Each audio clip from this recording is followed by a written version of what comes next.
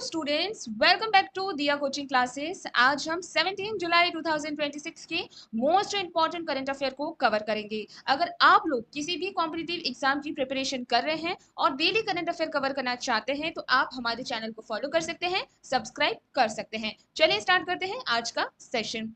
First question है, गृह मंत्रालय ने हाल ही में किस राज्य के बीच चल रहे ऐतिहासिक सीमा विवाद की अंतिम मानचित्रण सर्वेक्षण रिपोर्ट को मंजूरी दी है? तो गृह मंत्रालय ने हाल ही में असम और अरुणाचल प्रदेश के बीच चल रहे ऐतिहासिक सीमा विवाद की अंतिम मानचित्रण सर्वेक्षण रिपोर्ट को मंजूरी दी है। गृह मंत्रालय ने असम और अरुणाचल प्रदेश के बीच चल रहे लंबे सीमा विवाद को सुलझाने के लिए अंतिम मानचित्रण सर्वेक्षण रिपोर्ट यानी फाइनल मैपिंग सर्वे रिपोर्ट को मंजूरी दे दी है। दोनों राज्यों के बीच हुई नामसाई घोषणा पत्र के बाद बचे हुए विवादित गांवों की सटीक भौतिक सीमा का निर्धारण आधुनिक जीआईएस मैपिंग के जरिए किया गया है। यह कदम उत्तर पूर्वी राज्यों के बीच आंतरिक सुरक्षा और शांति को मजबूत करने के लिए एक ऐतिहासिक मील का पत्थर माना जा रहा है। चलिए स्टेटिक्स देखते हैं। भारतीय संविधान का अनुच्छेद 3 संसद को नए राज्यों के गठन और मौजूदा राज्यों की सीमाओं या नामों में बदलाव करने की शक्ति देता है। राज्यों की सीमा में बदलाव का विधेयक यानी बिल केवल राष्ट्रपति की पूर्व सिफारिश पर ही संसद में पेश किया जा सकता है। अंतर राज्य परिषद यानी इंटर स्टेट काउंसिल का गठन संविधान के अनुच्छेद 263 के तहत भारत के राष्ट्रपति द्वारा किया जाता है। अंतर राज्य परिषद में पदेन अध्यक्ष देश के प्रधानमंत्री होते हैं। राज्यों के पूर्ण गठन के लिए ईयर 1953 में फजल अली की अध्यक्षता में राज्य पुनर्गठन आयोग यानी स्टेट रीऑर्गेनाइजेशन कमीशन बनाया गया था। असम को उत्तर पूर्व का प्रवेश द्वार कहा जाता है, जिसकी सीमाएं उत्तर पूर्व के 7 राज्यों से लगती है। अरुणाचल प्रदेश को ईयर 1987 में 55वें संविधान संशोधन अधिनियम के तहत पूर्ण राज्य का दर्जा दिया गया था। उत्तर पूर्वी परिषद की स्थापना एक वैधानिक निकाय के रूप में ईयर 1971 के अधिनियम के तहत हुई थी। गृह मंत्रालय के तहत आने वाला भारत का महासर्वेक्षक यानी सर्वेयर जनरल ऑफ इंडिया देश का राष्ट्रीय मानचित्रण संगठन है। असम और अरुणाचल प्रदेश के बीच में लगभग 804 किलोमीटर लंबी अंतरराज्यीय सीमा साझा होती है। नामसाई घोषणा पत्र पर दोनों राज्यों के मुख्यमंत्री ने साल 2022 में हस्ताक्षर किए थे।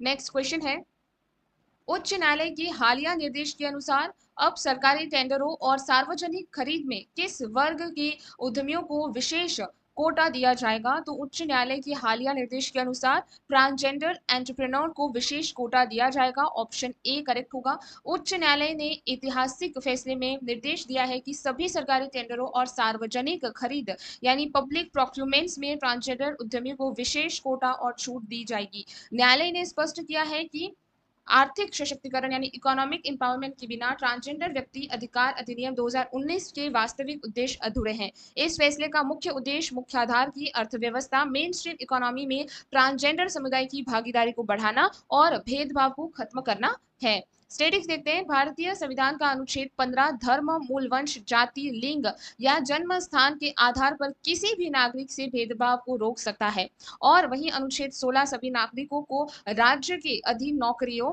या सार्वजनिक रोजगार में अवसर की समानता यानी इक्वलिटी ऑफ अपॉर्चुनिटी की गारंटी देता है। सुप्रीम कोर्ट ने साल 2014 के प्रसिद्ध नालसा फैसले में पहली बार ट्रांसजेंडर को तीसरे लिंग यानी थर्ड जेंडर के रूप में कानूनी मान्यता दी थी। नालसा का पूरा नाम है national legal service authority. Bharat सरकार ने नालसा फैसले के बाद ट्रांसजेंडर व्यक्ति के लिए अधिनियम 2019 को संसद में पारित कराया था। इस कानून के तहत प्रत्येक ट्रांसजेंडर व्यक्ति को अपनी पहचान का प्रमाण पत्र यानी सर्टिफिकेट ऑफ आइडेंटिटी जिला मजिस्ट्रेट से प्राप्त करने का अधिकार है। कानून के अनुसार किसी भी ट्रांसजेंडर व्यक्ति को रोजगार, शिक्षा या व्यवस्था सेवाओं के क्षेत्र में भेदभाव का शिकार नहीं बनाया जा सकता है। ट्रांसजेंडर कल्याण के लिए नीतियां बनाने हेतु राष्ट्रीय ट्रांसजेंडर परिषद यानी national council for transgender person का गठन किया गया है। इस राष्ट्रीय परिषद के पदेन अध्यक्ष केंद्रीय सामाजिक न्याय और अधिकारित मंत्री मिनिस्ट्री फॉर सोशल जस्टिस होते हैं। भारतीय संविधान के भाग 3 में मौलिक अधिकारों का वर्णन है, जिन्हें भारत का मैग्ना कार्टा भी कहा जाता है। मौलिक अधिकारों के उल्लंघन पर अनुच्छेद 226 के तहत सीधे उच्च न्यायालय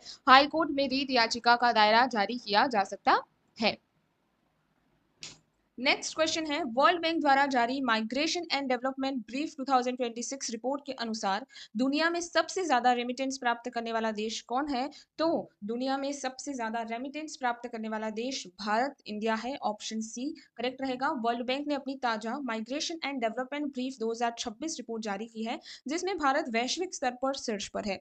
रिपोर्ट के अनुसार भारत का रेमिटेंस इनफ्लो पिछले साल के मुकाबले 8% बढ़कर $120 बिलियन से अधिक हो गया है। विदेशों में रहने वाले भारतीय प्रवासी इंडियन डायोस्पोरा द्वारा भेजी गई यह राशि भारत की विदेशी मुद्रा भंडार को मजबूत करने में बड़ी भूमिका निभा रही है। स्टेटिक्स देखते हैं। रेमिटेंस वह धन राशि होती है जो किसी विदेशी देशों में काम करने वाले प्रवासी अपने गृह देश में अपने परिवार को भेजते हैं। यह धनराशि भारत के भुगतान संतुलन बैलेंस ऑफ पेमेंट के चालू खाता यानी करंट अकाउंट के अंतर्गत आती है। चालू खाता घाटा यानी करंट अकाउंट डिफिक्ट तब होता है जब किसी देश के आयात का कुल मूल्य उसके निर्यात से अधिक हो जाता है, तो उसे करंट अकाउंट डिफिक्ट बोला जाता है। प्रवासी से मिलने वाली भारी रेमिटेंस भारत के चालू खाते घाटे को कम करने और नियंत्रित रखने में सीधे मदद करता है। भुगतान संतुलन के दो मुख्य खाते होते हैं जिन्हें चालू खाता करंट अकाउंट और पूंजी खाता यानी कैपिटल अकाउंट कहा जाता है। वर्ल्ड बैंक की आधिकारिक स्थापना जो है ईयर 1944 में आयोजित हुए ब्रिटेन वुड्स सम्मेलन के दौरान हुई थी। आईएमएफ और वर्ल्ड बैंक को सामूहिक रूप से ब्रिटेन वुड्स की जुड़वा बहनें कहा जाता है। वर्ल्ड बैंक का मुख्य कार्यकाल का मुख्यालय जो है जो राज्य अमेरिका की राजधानी वॉशिंगटन डीसी में स्थित है। संयुक्त राष्ट्र अमेरिका की राजधानी वॉशिंगटन डीसी में स्थित है। वर्ल्ड बैंक वास्तव में 5 अंतर्राष्ट्रीय संगठनों का एक समूह है जिसे विश्व बैंक समूह वर्ल्ड बैंक ग्रुप कहते हैं। आईबीआरडी और आईडीए को मिलाकर ही मुख्य रूप से विश्व बैंक का नाम उपयोग किया जाता है। आईडीए को विश्व बैंक की उदार ऋण देने वाली खिलाड़ी या सॉफ्ट लोन विंडो भी कहा जाता है। नेक्स्ट क्वेश्चन है, जल स्तर में भारी गिरावट और बढ़ते संकट के कारण चर्चा में रही एशिया की सबसे बड़ी खारे पानी की लेगुन झील चिलिका किस राज्य में स्थित है? तो जल स्तर में भारी गिरावट और बढ़ते संकट के कारण चर्चा में रही एशिया की सबसे बड़ी जो लेगुन झील चिलिका है वो भारत के ओडिशा में स्थित है। ऑप्शन बी बिल्कुल करेक्ट रहेगा। जलवायु परिवर्तन और कमजोर मानसून के कारण एशिया की सबसे बड़ी खारे पानी की लेगुन यानी बाकिश वाटर लगून चिलिका का जल स्तर 24 घंटों में रिकॉर्ड निचले स्तर पर पहुंच गया है। पानी की गठनी और लवणता यानी सैलिनिटी के असंतुलन से इस झील में पाई जाने वाली भारी दुर्लभ इरावती डॉल्फिन के प्राकृतिक आवास का गहरा संकट मंडरा रहा है। वन्यजीव वैज्ञानिक ने झील की बिगड़ते इकोसिस्टम को देखते हुए एक हाई अलर्ट और संरक्षण चेतावनी जारी की है। चिलिका लेक भारत की पहली ऐसी वेटलैंड थी जिसे 1981 में रामसार साइट का दर्जा दिया गया। अंतर्राष्ट्रीय महत्व की आर्द्र भूमि के संरक्षण के लिए 1971 में ईरान के रामसार शहर में रामसर कन्वेंशन पर हस्ताक्षर हुए थे। लेगुन समुद्र के किनारे बनने वाली एक ऐसी उथली जल संरचना होती है जो रेत या चट्टानों के कारण मुख्य समुद्र से आंशिक रूप से अलग होती है। इरावली डॉल्फिन मुख्य रूप से तटीय क्षेत्रों, नदियों के मुहानों यानी एस्चुरीज और खारे पानी की झीलों में पाई जाती है। आईयूसीएन की रेड लिस्ट में इरावदी डॉल्फिन को गंभीर रूप से खतरे की यानी लुप्त प्राय श्रेणी में रखा गया है। आईयूसीएन का पूरा नाम international union for conservation of nature है जिसका मुख्यालय ग्लेन स्विट्जरलैंड में स्थित है। वन्यजीव संरक्षण अधिनियम 1972 की अनुसूची 1 के तहत इरावदी डॉल्फिन को भारत में पूर्ण रूप से कानूनी सुरक्षा प्राप्त है। चिलिका झील के भीतर स्थित नालबना द्वीप को एक प्रसिद्ध पक्षी अभ्यारण्य बर्ड सैंचुरी घोषित किया गया है। यह झील सर्दियों में मौसम में कैस्पियन सागर और साइबेरियन से आने वाले प्रवासी पक्षियों यानी माइग्रेटरी बर्ड्स का एक मुख्य पड़ाव है। मोहना या एस्चुरी को वह स्थान होता है जहां किसी नदी का मीठा पानी समुद्र के खारे पानी से जाकर मिलता है। नेक्स्ट क्वेश्चन है, reserve bank of India RBI ने सीमा पार व्यापार को सुरक्षित बनाने के लिए हाल ही में किसके लिए बड़े कड़े नियम लागू किए हैं? तो आरबीआई ने पेमेंट एग्रीगेटर क्रॉस बॉर्डर के लिए कड़े नियम लागू किए हैं। ऑप्शन ए करेक्ट रहेगा। भारतीय रिजर्व बैंक ने अंतर्राष्ट्रीय ई कॉमर्स और डिजिटल व्यापार को सुरक्षित बनाने के लिए पेमेंट एग्रीगेटर बोर्ड के लिए नए नियम जारी किए हैं। नए नियमों के अनुसार भारत में आयात और निर्यात के लेन देन को प्रोसेस करने वाली सभी फिनटेक कंपनियों के लिए न्यूनतम नेटवर्थ 25 करोड़ होना अनिवार्य कर दिया है। इस बड़े कदम का मुख्य उद्देश्य डिजिटल माध्यमों से होने वाली मनी लॉन्ड्रिंग और वित्तीय धोखाधड़ी पर पूरी तरह से लगाम लगाना है। पेमेंट एग्रीगेटर एक ऐसी सेवा प्रदाता संस्था होती है जो मर्चेंट और ग्राहकों के बीच ऑनलाइन भुगतान को जोड़ने का माध्यम बनती है। क्रॉस बॉर्डर पेमेंट का मतलब दो अलग अलग देशों के नागरिकों और व्यापारिकों के बीच होने वाली वित्तीय लेन देन से होता है। आरबीआई की स्थापना 1934 में आरबीआई अधिनियम के तहत 1 अप्रैल 1935 को की गई थी। देश में विदेशी मुद्रा और अंतर्राष्ट्रीय व्यापार को विनियमित करने के लिए फीमा कानून लागू होते हैं। फीमा का पूरा नाम है फॉरेन एक्सचेंज मैनेजमेंट एक्ट होता है। फीमा कानून को ईयर 1973 के पुराने और कड़े फेरा और यानी फॉरेन एक्सचेंज रेगुलेशन एक्ट के स्थान स्थान पर उदार बनाकर लगाया गया था। भारत में मनी लॉन्ड्रिंग यानी काले धन को वैध बनाने से रोकने के लिए पीएमएलए अधिनियम प्रभावित है। पीएमएलए का पूरा नाम है prevention of money laundering act, जो कि 2002 से स्टार्ट हुआ है। फिनटेक का मतलब है फाइनेंशियल टेक्नोलॉजी होता है, जो वित्तीय सेवाओं में आधुनिक तकनीकी उपयोग का दर्शाता है। आरबीआई का केंद्र जो मुख्यालय है वो कोलकाता में स्थित है और ये 1937 में स्थानीय रूप से मुंबई स्थानांतरित किया गया था।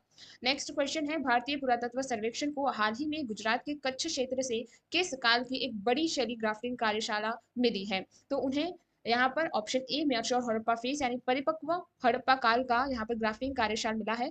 भारतीय पुरातत्व सर्वेक्षण को गुजरात के कच्छ क्षेत्र में एक नई साइट की खुदाई के दौरान परिपक्व हड़प्पा काल म्यूचुअल हड़प्पन फेज की बड़ी शैली ग्राफ्टिंग वर्कशॉप मिली है। इस प्राचीन कारखाने से भारी मात्रा में दुर्लभ शंख, तांबे की छेनियां और अर्धनिर्मित आभूषण मिले हैं जो क्राफ्ट स्पेशलाइजेशन को दर्शाते हैं। यह ऐतिहासिक खोज साबित करती है कि प्राचीन हड़प्पा सभ्यता के लोग समुद्र व्यापार मार्गों यानी मैरीटाइम ट्रेड रूट और शिल्पकला में अत्यधिक कुशल थे। सिंधु घाटी सभ्यता को उसकी नगर नियोजन प्रणाली और कांस्य युगी यानी ब्रोंज एज संस्कृति के लिए जाना जाता है। गुजरात में स्थित धोलावीरा एक प्रमुख हड़प्पा स्थल है जो अपनी जल प्रबंधन प्रणाली के लिए विश्व प्रसिद्ध है।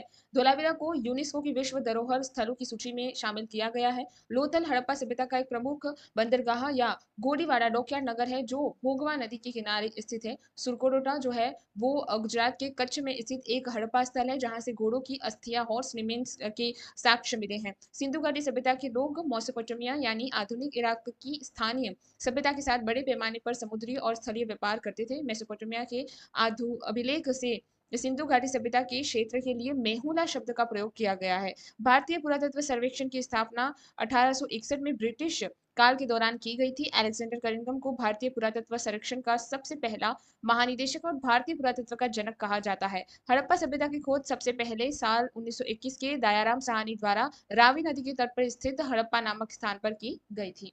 नेक्स्ट क्वेश्चन है, इस्पात मंत्रालय ने देश के पहले पूर्णतः स्वदेशी टाइटेनियम स्लेग विनिर्माण संयंत्र का उद्घाटन किस राज्य में किया है? उन्होंने ओडिशा राज्य में किया है। ऑप्शन ए बिल्कुल करेक्ट होगा। केंद्रीय इस्पात मंत्रालय यानी मिनिस्ट्री ऑफ स्टील ने ओडिशा के गंजम जिले में भारत के पहले पूर्ण रूप से स्वदेशी टाइटेनियम स्लेग प्लांट का उद्घाटन किया है। डिफेंस और एयरस्पेस उद्योगों में उपयोग होने वाले इस हाई ग्रेड टाइटेनियम के लिए भारत अब तक विदेशी आयातों पर निर्भर था, जो अब आत्मनिर्भर बनेगा। यह प्लान घरेलू स्तर पर उपलब्ध खनिजों का उपयोग करके उन्नत धातु विज्ञान के क्षेत्र में भारत की तकनीकी क्षमता को बढ़ाएगा।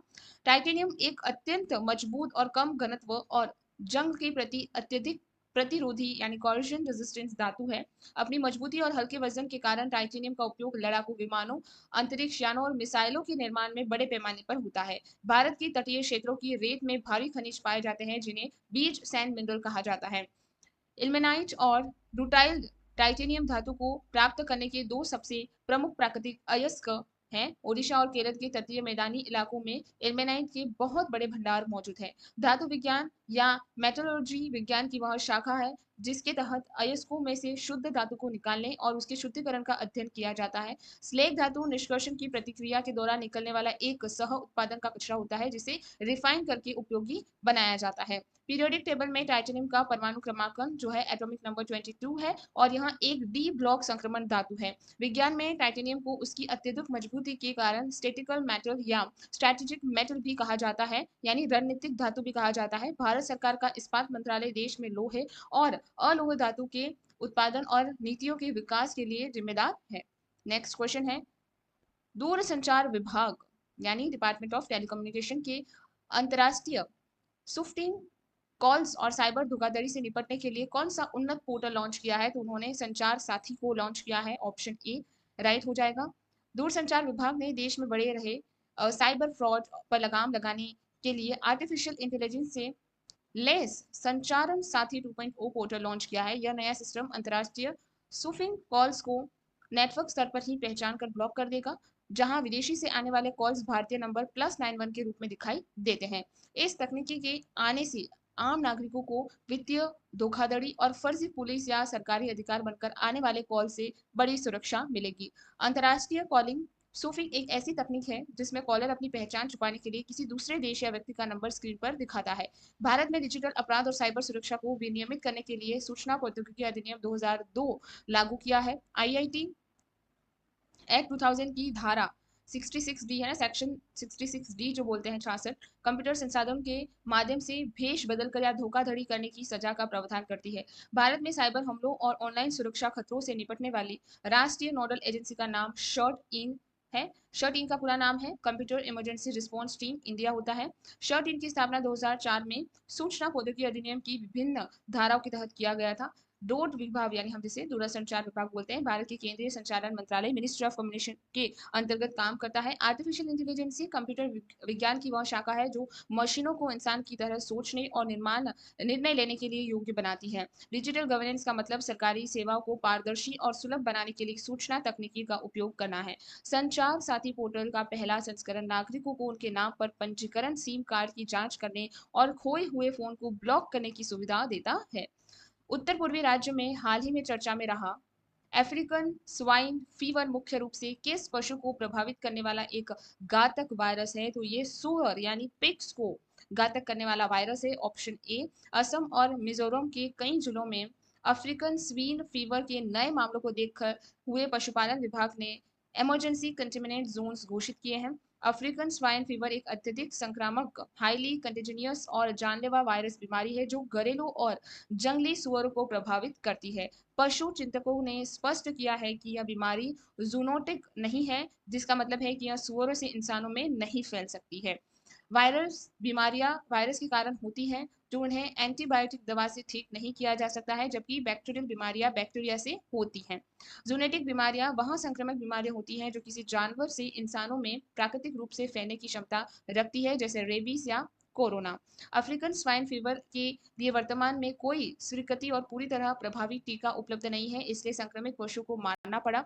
पशुओं में से होने वाली एक और प्रसिद्ध संक्रमण बीमारी खुरपका और मुंहपका यानी फूट एंड माउथ डिसीज है, जो वायरस के कारण ही होती है। पशुधन क्षेत्र को बढ़ावा देने और किसानों की आय बढ़ाने के लिए भारत सरकार राष्ट्रीय पशुधन मिशन चलाया जा रहा है।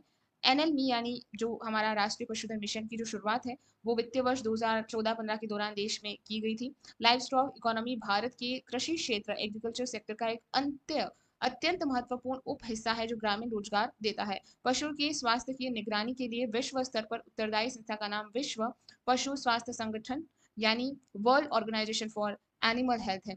WOAH का मुख्यालय फ्रांस की राजधानी Paris sorry not Paris it's Paris शहर में स्थित है। भारतीय संविधान की 7वीं अनुसूची के तहत पशुपालन और पशुओं का स्वास्थ्य राज्य सूची यानी स्टेट लिस्ट का एक मुख्य विषय है। आज का हमारा लास्ट इंपॉर्टेंट क्वेश्चन है कि भारत के संवैधानिक इतिहास में पहली बार गवर्नर जनरल की परिषद के विधायी और कार्यकारी कार्यों को किस चार्टर अधिनियम द्वारा अलग किया गया है? तो ये चार्टर नियम 1853 के तहत किया गया। ऑप्शन ए बिल्कुल करेक्ट होगा। कानून मंत्रालय और संसद सचिवालय ने भारत में सिविल सेवाओं और विधायी परिषदों को विकास पर एक विशेष ऐतिहासिक प्रदर्शनी की शुरुआत की है। यह ऐतिहासिक आयोजन चार्टर एक्ट 1853 के 175 से अधिकार वर्षों की विरासत और भारतीय प्रशासन पर उसके दूरगामी प्रभावों को प्रदर्शित करने की एक क्रिया है। इस अधिनियम के ने ही आधुनिक भारतीय विधायी व्यवस्था और खुली सिविल सेवा परीक्षा ओपन कंपटीशन की मजबूत नींव रखी है। चार्टर अधिनियम 1853 ब्रिटिश ईस्ट इंडिया कंपनी के शासनकाल के दौरान पारित किया गया अंतिम चार्टर अधिनियम है। इस अधिनियम ने पहली बार गवर्नर जनरल की परिषद के विधायी और कार्यकारी यानी एग्जीक्यूटिव कार्यों को पूरी तरह से अलग कर दिया था। विधायी कार्यों के लिए परिषद में 6 नए सदस्य को जोड़ा गया था, जिन्हें विधान पार्षद यानी लेजिस्लेटिव काउंसिलर कहा जाता है। इसी अधिनियम के माध्यम से भारत में एक छोटी संसद की तरह काम करने वाली भारतीय केंद्रीय विभाग परिषद का जन्म हुआ था और चार्टर एक्ट 1850 ने सिविल सेवकों की भर्ती के लिए खुली प्रतियोगिता परीक्षा की शुरुआत की थी। सिविल सेवाओं में सुधार और इस व्यवस्था को लागू करने के लिए 1854 में प्रसिद्ध मैकाले समिति का भी गठन किया गया था। ब्रिटिश काल में लॉर्ड विलियम बेंटिक को 1833 के अधिनियम के तहत भारत का पहला गवर्नर जनरल भी बनाया गया था। लॉर्ड कॉर्नवालिस को भारत में नागरिक सेवा या सिविल सेवा का जनक यानी father of civil services in India माना जाता है। 1853 के अधिनियम द्वारा गवर्नर जनरल की परिषद में स्थानीय प्रतिनिधित्व की शुरुआत भी की गई थी। इस कानून के तहत बंगाल के प्रशासनिक कार्यों के लिए पहली बार पृथक लेफ्टिनेंट गवर्नर की नियुक्ति भी की गई थी। सो आज हमने ये मोस्ट इंपॉर्टेंट 10 MCQs फॉर्म में विथ स्टैटिक्स जीके के साथ में करंट फैक्ट के साथ में आज 17 जुलाई 2026 का करंट अफेयर फिनिश किया है। ये बहुत ही इंपॉर्टेंट क्वेश्चन है जहाँ से सीधे तौर पे आपके क्वेश्चन पूछे जाते हैं, तो इन्हें ज़रूर याद रखना। और सबसे ज़्यादा इंपॉर्टेंट है हमारे साथ वो है ये रिलेटेड टू जीके स्टेटिक्स जो हम आपको प्रोवाइड करवाते हैं, वहाँ से कहीं ना कहीं से क्वेश्चन आता है। और क्या होता है कि करंट अफेयर के साथ हम ये भी कवर करते चलते हैं, तो काफ़ी सारी जीके की जो चीज़ें हैं जो हम टॉपिक वाइज नहीं कवर कर पाते हैं, कई बार कई सारे टॉपिक जो है वो छूट जाते हैं, लेकिन इससे आप फाइनली अपना करंट अफेयर के साथ साथ में स्टेटिक्स भी कवर करते जाएंगे जो कि करंट अफेयर के टॉपिक पे बेस्ड रहता है। ओके, आज यहीं पे समाप्त करते हैं। Thank you very much.